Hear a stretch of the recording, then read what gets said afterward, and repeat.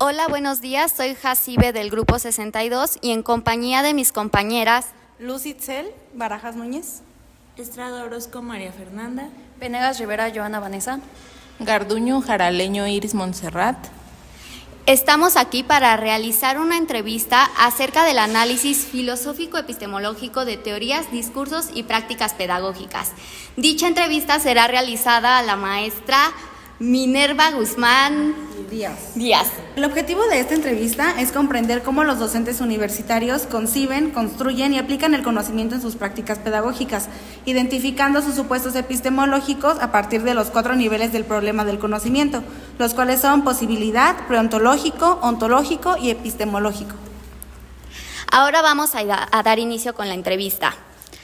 ¿Podría contarnos brevemente sobre su formación profesional y su experiencia docente? Sí, gracias por invitarme y muchas gracias. Buenos días a todas. Bueno, con la pregunta vamos a dar respuesta a ella y yo soy doctora en antropología, maestra en antropología de la educación y licenciada en antropología, ¿sí? Y bueno, mi formación, la verdad es que me gusta mucho trabajar con la cuestión de la educación. De hecho, elegí esa línea desde la maestría y es a lo que más me he dedicado.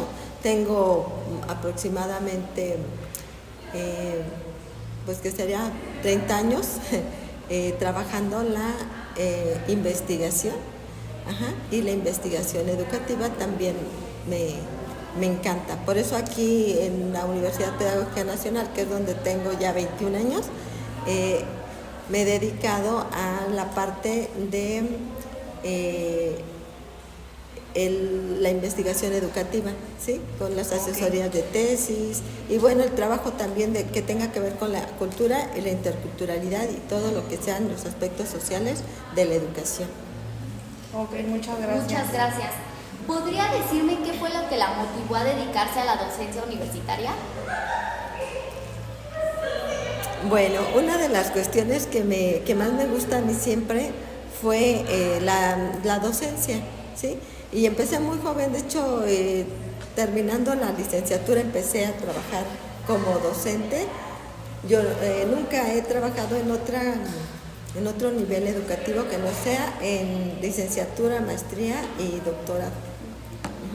Ok, muchas gracias, maestra. Desde su experiencia docente, ¿qué es para usted el conocimiento? Pues esa transmisión de saberes, ¿sí? Y lo que es el conocimiento, pues es el que adquirimos de cualquier cosa. Todo el tiempo estamos aprendemos en la vida cotidiana, aprendemos en nuestra familia, aprendemos pues en la escuela sobre todo, ¿sí? Pero es el conocimiento que vamos adquiriendo, hasta por experiencia propia adquirimos ese conocimiento. Ok, muchas gracias. La siguiente pregunta sería, ¿qué elementos considera necesarios para que algo sea reconocido como conocimiento? Pues que sea práctico, que sea útil para la realidad, para la vida, ¿sí? Que además haga que una persona sea cada vez mejor. Un conocimiento, si está bien adquirido, pues se puede practicar en cualquier momento. Por ejemplo, si ustedes van a ser pedagogos y tuvieron conocimientos, van a ser significativos. ¿Qué quiere decir? Que los pueden aplicar en cualquier momento de la vida, ¿sí? Ok, sí. Y bueno, con base a esto, ¿usted cómo ha cambiado su manera de entender el conocimiento a lo largo de su trayectoria como docente? ¿Del conocimiento o Sí. la enseñanza? Pues el conocimiento, el conocimiento. Okay. Sí, está muy bien la pregunta. De hecho, yo creo que el conocimiento ahora actualmente se está revolucionando, ¿sí? Sí. Porque el conocimiento tiene que tener bases importantes, Okay. ¿sí? Por ejemplo, déjenme comentarles, el conocimiento tiene que ser, como dicen, significativo, Okay. ¿sí? Ya no es tanto teórico, sino que tiene que ser teórico práctico, o sea, ustedes saben de las cosas y las pueden aplicar en cualquier momento. Entonces ahorita uno de los requisitos es que el conocimiento sea útil y que pues nos lleve a ser mejores seres humanos. Sí, claro. Sí, muchas gracias. La siguiente pregunta es, ¿qué condiciones personales, culturales o históricas cree que influyen en su forma de conocer o enseñar? Bueno, lo que influye es precisamente la experiencia de ver la realidad social, ¿sí? Por ejemplo, pues bueno, ahora enseñamos de una manera diferente a las anteriores, ¿sí? Por ejemplo, ahorita utilizamos más herramientas, teóricos más libres, o sea, tenemos muchos autores como Piaget, Vygotsky, Dewey, todos ellos son autores que nos van enseñando otras rutas para esa enseñanza, ¿sí? Históricas y culturales es porque pues tenemos una república multiétnica, pluricultural, y todo esto hace que el conocimiento, o sea, la enseñanza y el aprendizaje, que son los dos procesos de la educación, estén focalizados a resolver problemáticas sociales, culturales, históricas. La historia pues nos enseña cómo se han cometido errores y cómo hay que ir resolviendo la realidad, ¿sí? Sí, muchas gracias. Ok. ¿Cree que el ser humano puede llegar a conocer con certeza su realidad y por qué? Sí, con certeza, pero tiene que estar educado precisamente. Ustedes saben por qué votamos que ahorita tenemos otro gobierno, es modificar nuestra realidad a partir del conocimiento. Se politizó a las personas, ese es un ejemplo, ¿sí? Se politizó a las personas y entonces empezaron a saber de sus derechos, de sus obligaciones. Somos sujetos sociales y cuando somos sujetos sociales debemos de saber quién nos está gobernando, con qué leyes, con qué estructuras, cuáles son nuestras obligaciones, también cuáles son nuestros derechos, Claro. pero sobre todo saber a dónde vamos, o sea, qué es lo que queremos de nuestra realidad. Por eso es que sí podemos, pero tenemos que estar conscientes y dejarnos de ser manipulados por los grandes sectores políticos, económicos, que son los que muchas veces definen el rumbo de toda la sociedad y de toda la humanidad a veces. Okay.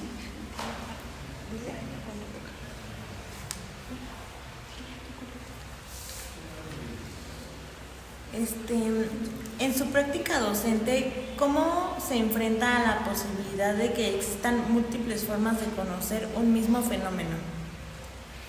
Bueno, eso es muy interesante porque un mismo fenómeno precisamente depende de cómo lo veamos, cómo cada quien lo esté viviendo, cómo cada quien lo esté enfrentando, ¿sí? Entonces, en la educación, pues es precisamente lo que les decía, estar bien documentados, informados, y porque precisamente por eso se hacen debates, a veces hay formas de cómo cada quien está concibiendo una misma realidad, ¿sí? Por ejemplo, algunos están viendo las cosas, por ejemplo, unos están sufriendo sequías y otros están sufriendo inundaciones. Entonces, cómo cada quien, dependiendo de su experiencia y lo que está viviendo en su contexto de la realidad, pues es como va a explicar su realidad, ¿sí? Sí, muchas gracias. ¿Cómo responde usted ante la incertidumbre o la ambigüedad del conocimiento que enseña? Se la repito.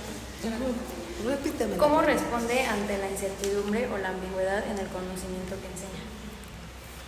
La incertidumbre y la ambigüedad, pues es lo que tratamos de formar precisamente diferentes, que los alumnos sean críticos, reflexivos, que no se queden en esa ambigüedad. Por ejemplo, ahorita tenemos esa lucha constante que es googlear y que se queda en una cuestión muy relativa, que no se ve a profundidad lo que está sucediendo y las respuestas, o sea, el conocimiento se queda como superficial, no se profundiza. Mira, anteriormente nosotros teníamos que leer un libro y sintetizarlo. Ahora está la síntesis y si quieren pueden leer el libro y si no, no. Pero entonces tenemos la vía rápida. Entonces ahorita esta cuestión de la ambigüedad del conocimiento, pues luchando es profundicen, abran más el panorama. Si está la síntesis en Google, nosotros tenemos que decir por qué, quién lo dijo, cómo lo dijo, por qué, desde dónde lo dice, desde qué contexto social, político, económico, y eso es lo que hace que se abra el conocimiento y que no se quede tan ambiguo, porque si no, pues la respuesta es inmediata, ¿no? Sí, claro. ¿Qué importancia tienen las experiencias previas o creencias personales en la forma que usted construye el conocimiento? Ay, eso está muy bonita. Gracias. Sí, ¿por qué esa pregunta? Porque como soy antropóloga, o sea, yo llego a ver muchas cosas. De hecho, ahorita, precisamente, una de las formas que yo trabajo es con la pedagogía activa. Entonces, la pedagogía activa hace que el conocimiento salga, flore de ustedes, que ustedes construyan, ser co-constructores del conocimiento. Entonces, ustedes van a trabajar con los datos, a experimentar el conocer. ¿Sí? Entonces, la formación que yo tengo como antropóloga, la he tratado de ¿cómo se dice? Esta mirada antropológica que habla de lo social. ¿A quién van a enseñar ustedes como pedagogos, por ejemplo? ¿Qué van a enfrentar? Diferentes culturas, diferentes formas de aprendizaje. Sí, los pasivos, activos, kinestésicos, o visuales, auditivos. Entonces, ¿cómo todo eso lo puedes llevar, pero conociendo la realidad del contexto? Eso va a ser siempre muy importante. Los antropólogos entendemos la importancia de la educación porque se lleva en contextos diferentes y responde a necesidades diferentes. Entonces, mi formación es una formación muy indispensable para los pedagogos. Esta visión social de a quiénes van a enseñar ustedes, y eso es mi aporte aquí en la licenciatura en pedagogía. Ay, qué bonito. Sí, por supuesto. Maestra, ¿y cómo considera que influye su perspectiva personal en la forma en la que sus estudiantes aprenden? Mucho, muchísimo. ¿Y por qué digo mucho? Porque a veces una de las cosas que más dejamos los maestros o los docentes, por decirlo correctamente, en nuestros alumnos, es que precisamente se puede lograr, y de que es enamorarse uno de su carrera y de lo que nos espera. Hay que llegar bien preparados, pero hay que llegar sobre todo bien preparados, listos para lo que vamos a hacer, hacia donde nos dirigimos, ¿sí? Entonces, de repente los docentes nos tenemos que ver muy seguros y capaces de transmitir esa seguridad a nuestros alumnos, ¿sí? Que sepan que va a ser un trayecto difícil, pero también puede ser muy hermoso, y eso sopesa lo difícil que puede hacer. Ok. Muchas gracias. Maestra, para usted, ¿qué tipo de realidad considera que aborda el conocimiento en su campo disciplinar? Pues la realidad, la antropología social, que es en mi campo disciplinar, estamos ubicados en la realidad. En la antropología existen varias ramas, una de ellas es la de la arqueología. Entonces ellos trabajan todos los monumentos históricos, todas las pirámides, todos los hallazgos. Por eso arqueología, que significa pues estos antiguos, vestigios antiguos, ¿no? Lo que hizo el hombre en la antigüedad, ¿no? Pero en el caso de la antropología social es aquí y ahora. Entonces nosotros trabajamos mucho todas las problemáticas sociales, por ejemplo, todas las cuestiones de género, ahorita esa diversidad, las preferencias sexuales, todo, trabajamos con pues lo que son la mujer, los derechos, todo lo que ahorita está, todos los fenómenos que se dan en la sociedad, y uno de ellos es la educación, precisamente. Saben, a mí me encanta y me gusta mucho esta cuestión del humanismo mexicano, ¿sí? Porque apertura y quita el estrés de que ahora nos digan exactamente lo que se tiene que hacer, y da apertura a otras formas, pero sobre todo a que se cuide a la persona, o sea, que se cuide al humano, a los niños, darles como otra impresión de lo que es la educación, y ya no tanto así como tan ruda, ¿no? tan rígida. Sí. Y por ejemplo, en su experiencia, ¿el conocimiento que enseña representa la realidad tal como es o es una construcción que cambia según el contexto? Todo es una construcción, no existe la realidad. No existe la realidad, son representaciones sociales, o sea, vamos a las representaciones, ahí Gilberto Jiménez Montiel, por ejemplo, habla muy bien de eso, de ese tema, acerca de cómo todos vamos a construir nuestra realidad. Por eso podemos entender las realidades, no podemos imponer la nuestra, ¿sí? Yo tengo una realidad, yo me formé, yo fui, hice, y cómo concibo la realidad de acuerdo a todo lo que soy, a todo lo que me rodea y al contexto en el que estoy. Si vamos a suponer, si estamos en un lugar, en una provincia, en un pueblo, en una comunidad étnica, esa es otra realidad, ahí hay otra diversidad. ¿Y cómo van a enseñar ustedes si llegaran a ir a un lugar de esos diferente? Ajá. Pero vamos a suponer que los contratan en una escuela muy buena que ya tiene pizarrones digitales y que también tienen que ser capaces. O sea, ¿qué es lo que hace? El conocimiento, las representaciones sociales quiere decir que es algo homogéneo en el que ustedes van a estar inmersos. Ajá. Entonces nunca piensen que como se aprende en Ecatepec, se aprende en Tijuana o en Baja California. Parece que eso es porque se homogeneiza en los programas de estudio, pero cuando llegan ahí, las realidades se ajustan al contexto. Sí, muchas gracias. ¿Qué papel le asigna usted al sujeto y al objeto en el proceso de conocer? Pues bueno, a ver, esa es toda una teoría del sujeto, los sujetos y los objetos. Hay una interacción, uno se debe al otro. Sí, claro, sí. Porque el sujeto objetiviza y el objeto siempre define el sujeto siempre va a definir al objeto. El objeto no puede definir al sujeto. Ajá. Pero objetivar quiere decir precisamente mostrar, llevar a la realidad lo que ustedes quieran ver. Por ejemplo, estamos hablando de la educación, ¿sí? Las problemáticas son tan individuales, pueden ser, y tan generales también. Entonces, también eso sería interesante aquí, esta correlación entre lo que sería el sujeto y el objeto. Sí, uno determinando al otro, pero también construyéndolo de acuerdo a lo que ustedes mismos están diciendo. Sí, claro. ¿A qué contexto, en qué realidad, cómo vamos a estar objetivando los objetos? ¿Cómo vamos a ser palpables? ¿Cómo vamos a hacer tangible lo que queremos mostrar, lo que queremos aprender, lo que queremos resolver? ¿Sí? Okay. Perfecto, muchísimas gracias, maestra. Ahora tenemos esta siguiente pregunta. Queremos saber cómo es que usted selecciona y valida los contenidos que enseña en sus clases. ¿Cómo los selecciono?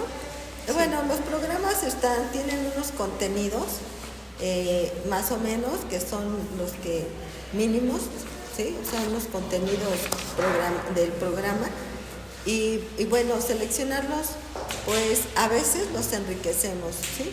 Los sopesamos lo que se tiene que hacer y los tenemos que enriquecer. Entonces, una de las cuestiones es, los validamos en el sentido también de que veamos que sí opere, que sean lo que necesitamos, por ejemplo, vamos a suponer que tenemos un programa en el que los contenidos nos pueden llevar desde lo más básico a lo más complejo. Sí, claro. Sí, dentro de esa complejidad vamos a trabajarlo con una estrategia, por ejemplo, ¿sí? Sí, es que esa pregunta es un poquito compleja, ¿no? De cómo, por ejemplo, cómo lo validamos, cómo lo seleccionamos, y comúnmente los vamos a seleccionar a partir de esa secuencia lógica, que de hecho a ustedes mismos les se pueden dar cuenta, porque les hacen un diagnóstico de qué tanto aprendieron del anterior para darle secuencia a ese conocimiento. Entonces de repente vemos, llevamos esta lógica y ahí es donde se eligen los temas y luego pues se validan en el sentido de que los conectamos y le hacemos una línea de tiempo. Ok. Sí, muchas gracias. ¿Y qué lugar tienen las teorías pedagógicas, científicas o filosóficas en su forma de enseñar? Pues es que son las que están en la base de todo lo que decimos, todo lo que hacemos, todo lo que enseñamos, todo tiene un sustento, ¿sí? Yo les decía hace rato que a mí me gustaba mucho la pedagogía activa. Ajá. Y precisamente sus autores pues son liberales, o sea, son libres, son los que enseñan este conocimiento en el que vamos a modificar la sociedad. O sea, por eso es que todo está. Si tenemos autores que son más represivos, que son más lineales, que son de la pedagogía tradicional, bueno, entonces por eso de ahí la importancia de a quién estamos leyendo. Si por ejemplo trabajamos con Edgar Morin, con Edgar Morin, con Dewey, por ejemplo, que estamos hablando de diferentes pedagogos, diferentes autores, sería, es muy interesante, es muy importante a quienes tienen, y yo se los digo de una vez porque ustedes que van ahorita en ese camino, al menos se tienen que saber los básicos, sí, unos claro. 10, decir, no, yo estoy de acuerdo con Dewey, estoy de acuerdo con Piaget, con Vygotsky, con ellos, por estas posturas que tiene ante qué, ¿no? Y eso es lo que les va a dar a ustedes mucha seguridad, porque la base de todas las carreras, de todo, son esos pensamientos filosóficos, esos pensamientos teóricos, toda esta cuestión es el andamiaje de cualquier carrera. Okay. Sí, claro, podemos decir que es clave reconocer qué fundamentos y qué autores están detrás de cada decisión pedagógica que toman ustedes como docentes y nosotros como futuros pedagogos. Sí. Sí, ahora continuando con la siguiente pregunta es, ¿cuáles son los criterios que utiliza para distinguir entre una opinión, un saber práctico y un conocimiento válido en su asignatura? Bueno, esa pregunta se refiere a los alumnos, para evaluar alumnos o es para que... Mire, dicho de otra manera, nos gustaría saber más cómo usted sabe o cuando un alumno suyo ya aprendió o tiene una mera opinión ambigua o de verdad es conocimiento significativo. Okay. En las participaciones, una de las bases más importantes para mí son las participaciones, porque cuando un alumno aprendió y tiene el conocimiento, es capaz de reflexionar, es capaz de analizar, es capaz de opinar. Entonces, por eso mi evaluación, como ustedes ya saben, siempre es a partir de preguntas. ¿Tú qué piensas? Las participaciones cuentan porque me da,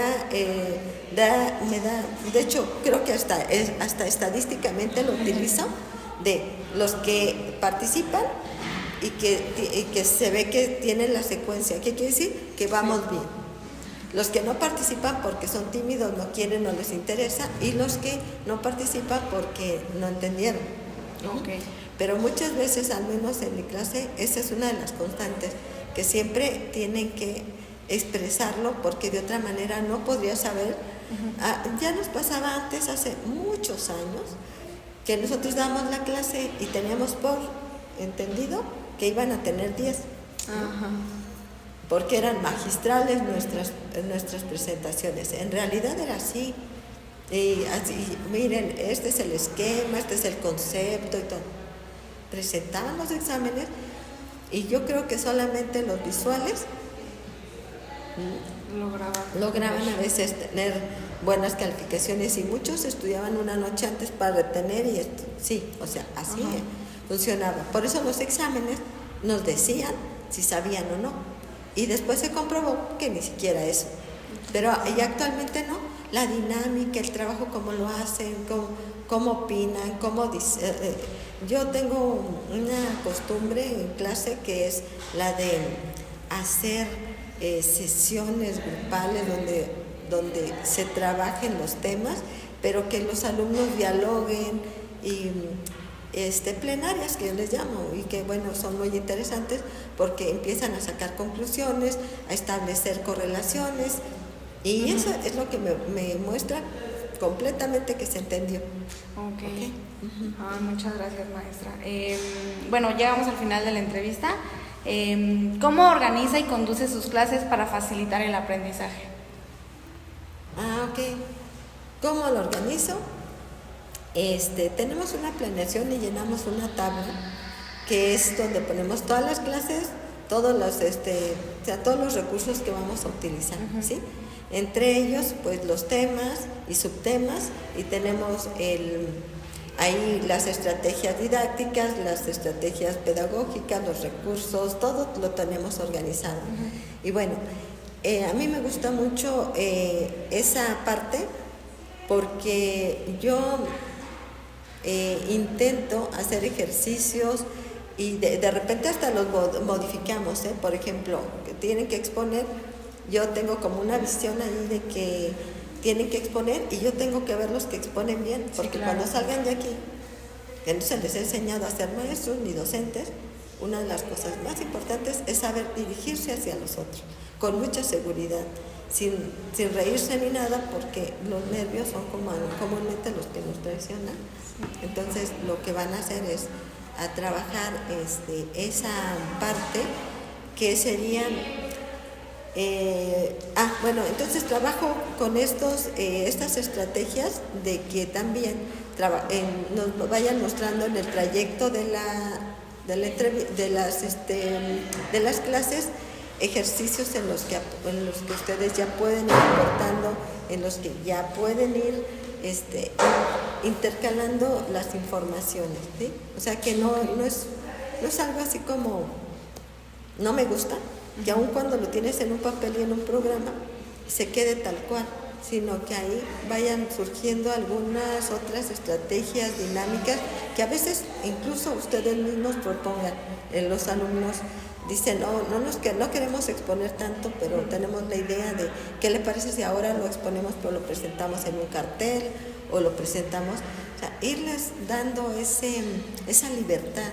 Ya no, yo a veces de hecho me quiero abstenerme de entregar un programa porque me gusta que no esté sometido y los alumnos de repente dicen, aquí está este punto que íbamos a ver hoy y que íbamos a hacer un cartel y que íbamos a hacer un mapa mental y que no, sino dar un poco de libertad a que el trabajo sea más auténtico, autónomo por parte de los alumnos, y de ahí estar como con todas estas preguntas, de ahí vemos si aprendieron, cuáles son las formas de pensar, de cómo también el alumno puede participar activamente en el desarrollo de su propio conocimiento, de su propio programa, que es el principio, les decía, de que estemos posesionados en un tipo de pedagogía. La pedagogía activa, sí, quiere eso, quiere que los alumnos estén activos en su propio conocimiento, quiere que diseñen y tengan estrategias de aprendizaje, ¿sí? Okay. Entonces también eso, por eso cuando ya todo está en conjunto, o sea, ustedes me dicen que, bueno, cuáles son estas estrategias y todo, yo tengo que ver que están dentro de este modelo pedagógico de la antropología activa, porque además, fíjense, ese modelo conecta directamente con la nueva escuela mexicana, por ejemplo, sí, con el humanismo mexicano, ¿sí? ¿De qué? Pues vamos a entrar con la comunidad, vamos a establecer otras realidades. ¿Y de dónde van a salir?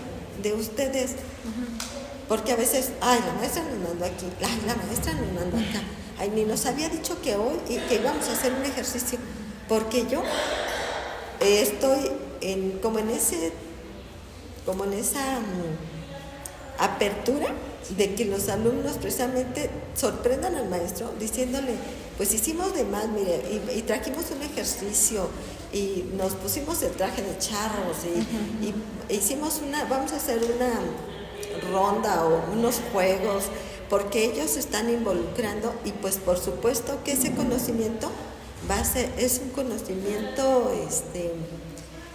además de que todo, siempre les digo que tienen que tener sus autores y todo, precisamente por las bases filosóficas, las bases teóricas, todo lo que tienen que saber, ¿sí? Sí. Entonces, esa es una de las cuestiones importantes de cómo organizar los conocimientos, que esté el objetivo claro, pero las dinámicas que puedan variar, ¿sí? Las dinámicas que se puedan ir modificando, reconociendo, y a veces que también los alumnos digan no entendimos nada, ¿no? Sí. Para que diga el maestro, bueno, entonces vamos a cambiar estrategia, vamos a cambiar una dinámica, o que ustedes mismos digan, maestro, ¿por qué no lo hacemos así? Que nos parece como que lo aprenderíamos más. Ajá, que se involucren ustedes mismos en su conocimiento y en su formación, que finalmente ahorita esa es la tendencia. Ustedes también, cuando trabajen y tengan a sus propios grupos, lo van a tener que hacer así, porque ya no hay como tal imponer. Yo, de hecho, uno de mis sueños es que un día los alumnos no tengan que estar sentados, Sí. cansándose, aburriéndose, y le hago mucho y de repente, ajá, entonces bueno, ese sería por, no sé si hay alguna duda. No, sería todo, nada más pues reconocer que la verdad siempre es un placer hablar con alguien tan preparada como usted, y que justo vea a los estudiantes como seres activos y no como seres pasivos, y pues que tenga la visión de que nosotros también podemos aportar para nuestra propia educación, y que es un trabajo de coadyuvación, docentes y maestros. Sí, Muchas gracias, maestra. Sí, Muchas gracias, doctora, por sus respuestas. Por su tiempo, sí, Por su tiempo.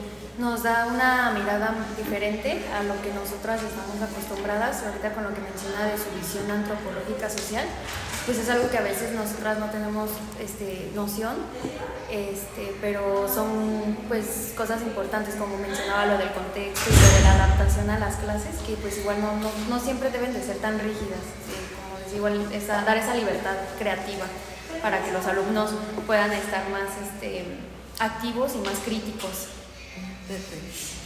Sí, pues yo les sigo invitando a que precisamente, ya que lo saben, y que continúen con esa actitud. De hecho, lo que están haciendo en este momento tiene mucho que ver con esa actitud activa, libre libre. Sí, panorámica. Libre, y por eso dicen ahorita educar para la paz y todo eso son los temas fundamentales que pues ahorita no lo tocamos, pero eso de educar para la paz, todo lo que le integra a la comunidad y todo eso. Sí, siempre hay pensadores, hay autores, hay mucho trabajo teórico, pero y es interesante saberlo. El práctico, y como ustedes diseñen su realidad, pues hablamos de las diferentes realidades y de lo que les decía, las representaciones sociales que existen en cómo concebimos la realidad. Pues eso es una de las cuestiones que ustedes no van a olvidar. Yo creo que cuando estén ante algo, un contexto, lo van a aprender a reconocer. Pues muchas gracias por haber Gracias a ustedes. Hasta Muchas luego. gracias, hasta luego. Ay, ya.